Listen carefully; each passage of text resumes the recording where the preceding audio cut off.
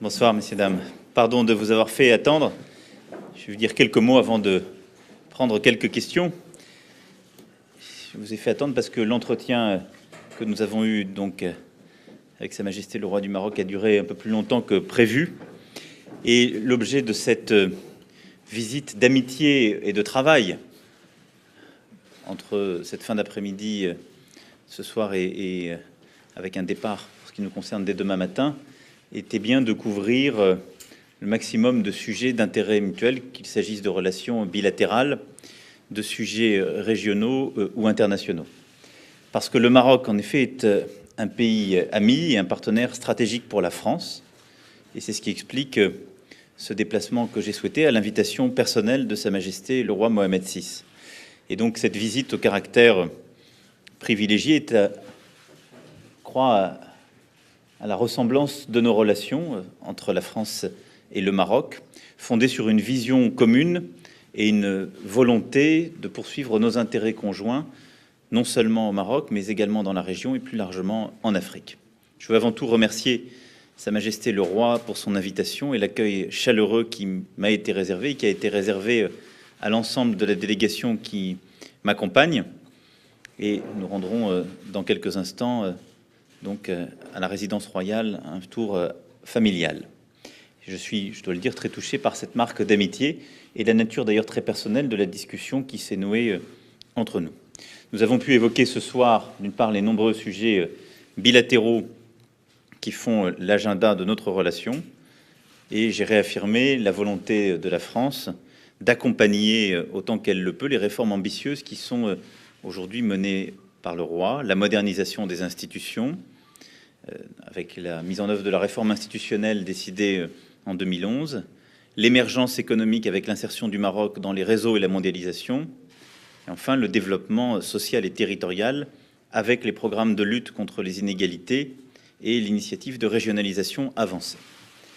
Nous avons évoqué les projets économiques en cours, en particulier dès demain l'ouverture d'une usine, mais tous les projets qui émaillent et vont jalonner les prochains mois de la relation entre nos pays, les projets culturels et éducatifs, et la volonté, en tout cas qui est la mienne, de développer encore davantage la francophonie. Le Maroc est un pays important à cet égard, mais au Maroc et au-delà, dans toute l'Afrique, je souhaite que nous ayons une politique éducative, culturelle et linguistique revisitée et à nouveau davantage présente.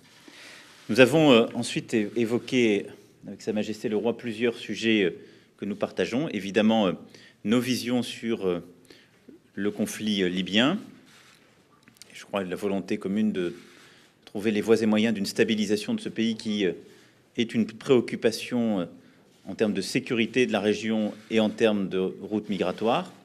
Et d'autre part, sur la situation de tension qui existe aujourd'hui dans le Golfe, où nous avons réaffirmé là aussi, je crois, une vision largement partagée qui consiste à privilégier, d'une part, la stabilisation de la région et d'autre part, la lutte contre le terrorisme et toutes les formes de financement du terrorisme. Enfin, nous avons abordé la politique africaine, où le Maroc joue un rôle croissant, et nous ne pouvons que nous féliciter de l'entrée du Maroc, d'une part, à l'Union africaine et prochainement au sein de la CEDEAO, et de la volonté affirmée de coopérer avec la France dans la stratégie qui est la sienne, là aussi, de stabilisation régionale. J'ai vu un partenaire concerné et qui a la volonté de participer à nos efforts dans la stabilisation du Sahel, et je pense que c'est un élément important, et la volonté aussi d'être très vigilant sur tous les foyers potentiels de déstabilisation en Afrique.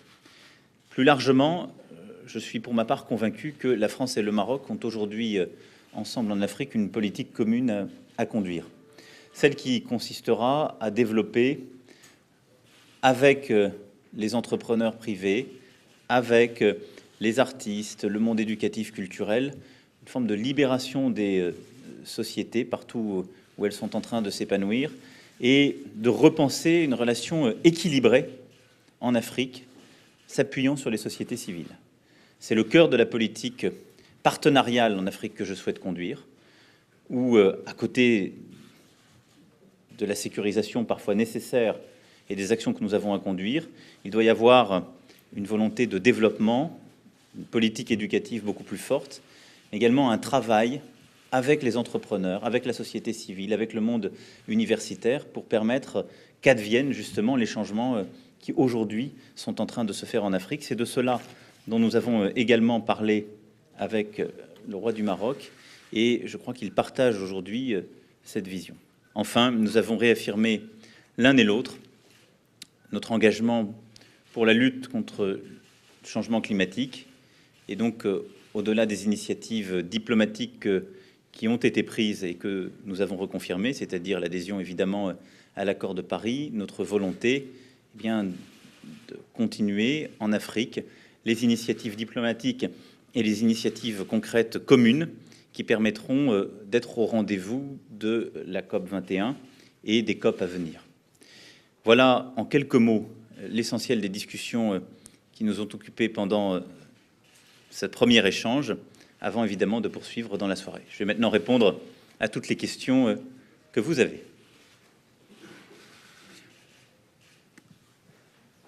Monsieur le Président, Mohamed Lachgar de la télévision nationale marocaine, la première chaîne. Alors, comme vous l'avez souligné, le Maroc a entrepris ces dernières années, il a noué plusieurs partenariats en direction du Sud, dans le cadre d'une coopération Sud-Sud gagnant-gagnant. Le Maroc est lié à la France par un partenariat d'exception, exceptionnel. Alors, comment est-ce que vous voyez comment peut se concrétiser une coopération ou une complémentarité entre la politique africaine de la France et la politique africaine du Maroc aujourd'hui? Merci. C'est un de nos défis conjoints. Vous avez parfaitement raison. Le Maroc a une diplomatie très active en Afrique.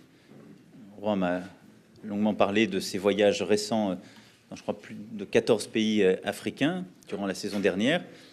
Et la France a une histoire, des liens très forts. Il nous faut conjuguer aujourd'hui ces politiques africaines. Et je pense que c'est une chance réciproque. La France est très présente sur plusieurs régions, soit à travers des relations économiques, de coopération et de développement ancrées dans l'histoire et dans le temps, soit parce qu'elle stabilise militairement et diplomatiquement certaines autres. Je pense à la région, entre autres, du Sahel. Nous devons travailler ensemble davantage. Nous l'avons évoqué. Je souhaite que le Maroc puisse prendre part, et c'est, je crois, le souhait du roi, au travail que nous conduisons de manière pleinement partenariale. Et à ce titre, l'entrée du Maroc dans la CEDEAO, je pense, contribuera à faciliter encore cela. Ensuite, je souhaite que nous puissions, dans beaucoup de pays où notre volonté commune est de développer un entrepreneuriat, de développer la croissance, de développer une éducation, une politique énergétique qui permette un développement soutenable, d'agir de concert. Alors bien sûr, nos entreprises seront parfois amenées à être en compétition, mais il faut que nos stratégies soient, elles, cohérentes. Et je pense que nous pouvons conduire dans la même direction des politiques africaines qui ne sont pas totalement similaires, mais dont l'objectif et les finalités sont largement partagés. La stabilité politique et démocratique, le développement des sociétés civiles d'un épanouissement et une croissance soutenable sur le plan environnemental. Ça suppose de déployer des grandes infrastructures de transport, des infrastructures énergétiques, en particulier sur le renouvelable, et d'aider les sociétés civiles à se développer. Tout ça, c'est le cœur de cette stratégie que je veux conduire pour notre pays et qui, je crois, se conjugue avec beaucoup d'harmonie avec la stratégie qui est celle du roi.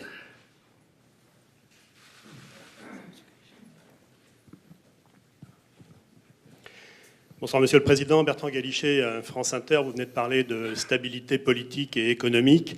La révolte du Rif qui semble s'accentuer ces dernières semaines vous préoccupe-t-elle en tant que risque de déstabilisation d'une région qui est aux portes de l'Europe?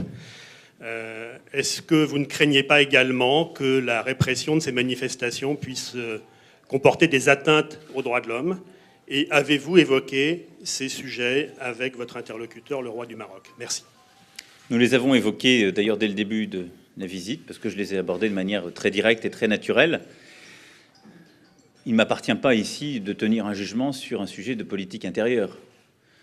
Néanmoins, j'ai senti d'une part que le roi considérait qu'il était légitime, normal, qu'il y ait des manifestations qui sont d'ailleurs prévues dans le cadre d'un droit constitutionnel, ici, contrairement à plusieurs autres pays.